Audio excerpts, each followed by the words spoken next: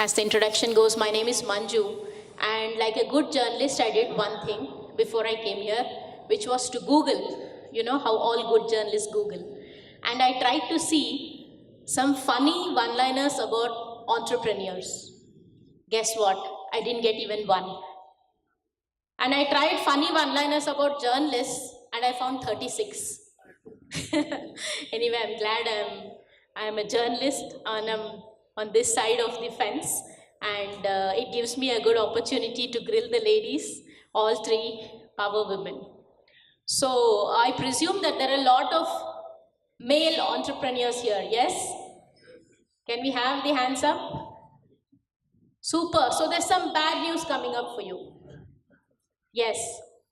According to a recent survey by Bank of America, the women are going to outdo the men. Women entrepreneurs are going to outdo the men. And apparently, it's the women's instinct. Sorry?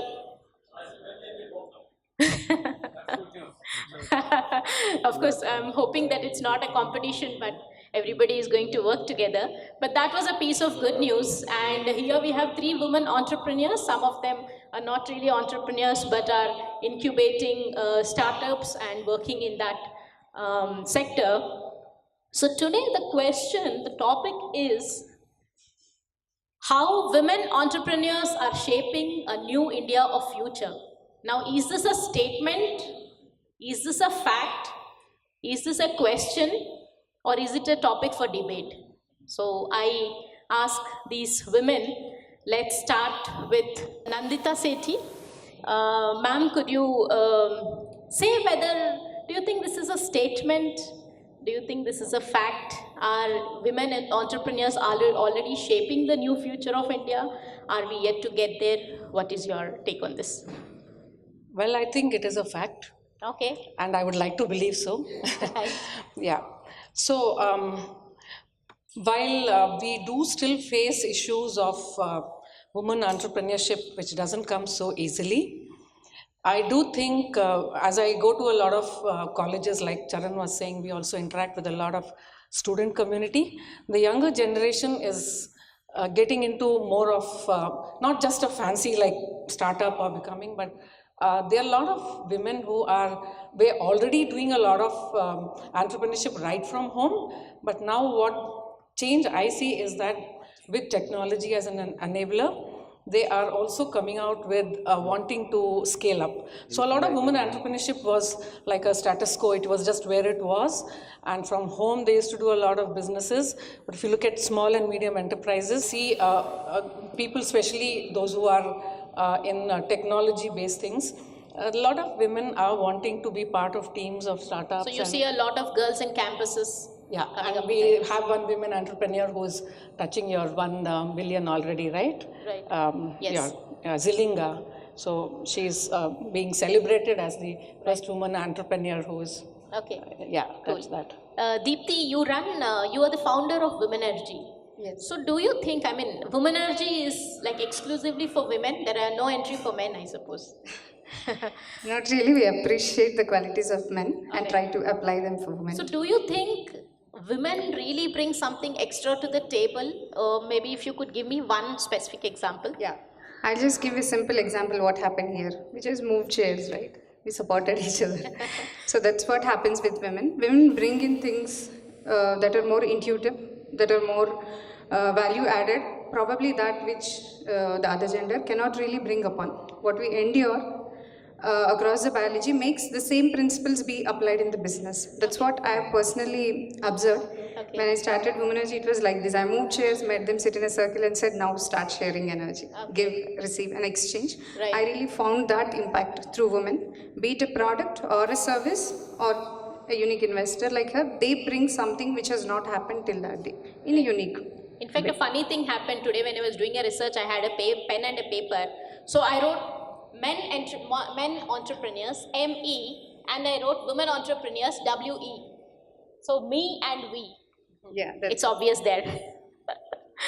Right. Women entrepreneurship is no more a gender thing actually. It's a new reality. If we are making 50% of the globe, the ideal human the upcoming human resource, you can say. They're coming from homes, wherever they're coming from. Right. So it creates a new reality of entrepreneurship. So you do feel being a woman does give it an edge? Yes. Sort of. Okay. Then, so the question is to Anu. You've been listed among the top 22 inspiring women investors and by a leading startup publication. That's of course quite an accomplishment. But as someone who invests in ideas and works with women, where do you think women need to buckle up, perhaps get more aggressive, get more dynamic to see some, drastic change in the scenario? Well, before I go into that space, I would say that I've been fortunate to actually wear almost all the different hats which are involved in a startup ecosystem. I've been an entrepreneur myself, I've been an angel investor, and I've also been a startup enabler, mentoring and advising other startups. Okay. So I would differ a bit from my co-panelists and from others as well. I would say that as an investor, when I look at an entrepreneur, and that's true for almost all of the male counterpart, male angel investors also that I have seen, you only look at the entrepreneur, so it's an entrepreneur who happens to be a woman. Okay. And in fact, I would say that there is in fact a positive bias or perspective, because for a woman to have reached that point, a lot more effort would have gone compared to her male counterpart.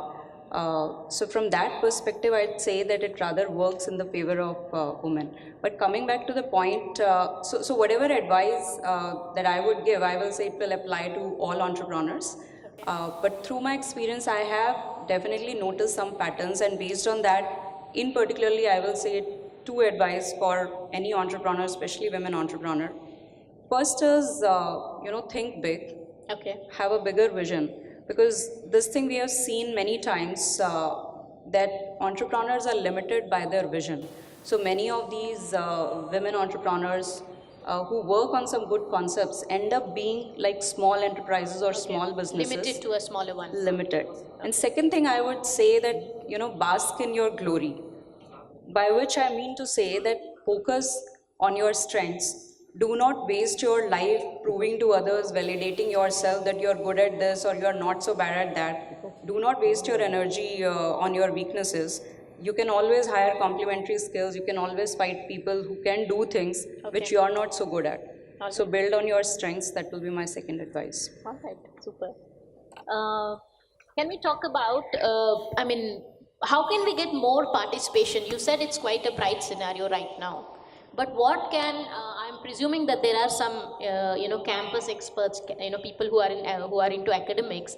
So is there like we just heard Sri Charan talking about, hold these things in college campuses. So how do you think we can get more women entrepreneurs into the ecosystem right from the campus stage? Yeah. So even before college, I think it starts from school. Okay. Where, our mindset has always been, we grew up listening to if you don't study well, you won't get a good job, right? Right. That's what we grew up listening. But I think if we change that mindset right from school, where you have, the thinking process itself should be where, be created by them in school, in college also. I think some of you who are associated with the education system will know that if you go to any college today, they have to have a ED cell, entrepreneurship development cell, which rarely sees the light of the day. Yeah. And you would have a placement cell which is always booming. So all the whole system is also concentrated towards getting jobs, getting students onboarded towards jobs, that they hardly have time to think of it. The second point is that when they have invested so much in an MBA or engineering or whatever they are doing, they really would want some kind of a return on investment immediately after they finish. So getting into entrepreneurship, already having done so much investment and then putting more into risk taking is not really easy for them. So that is where I think a lot of investors also, it's a different level of entrepreneurship where, they are into idea stage. More energy into the entrepreneurship. Yeah, and the system and also government is doing, but I don't know how much of it is really reaching. I think Deepthi can answer that. Yeah.